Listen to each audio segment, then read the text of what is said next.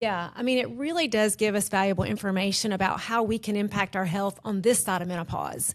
In our clinic, we see a lot of women that they want to know, am I in perimenopause? And a lot of times we just don't see that on labs right away.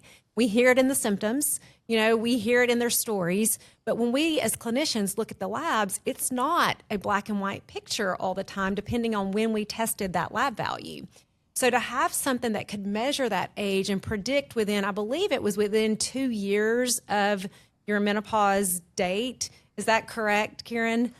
That's with no horizon. So that's for Okay. all of it gets more and more accurate the closer you get to your final menstrual period. Okay. So to have that data and then be given clinically based information on how we can intervene to perhaps even prolong that with certain supplements, certain hormone therapy, red light therapy, hyperbaric oxygen.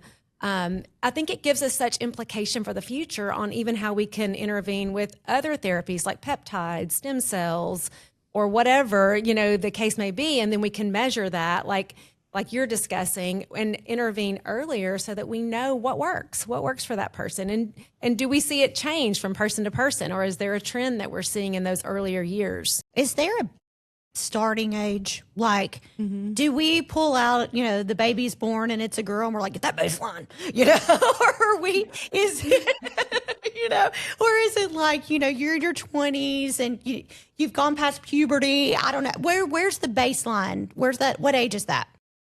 We say mid-20s. Yeah. Okay.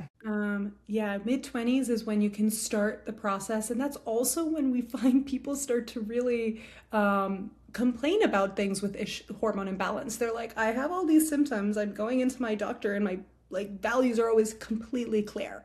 But they typically present in a specific way.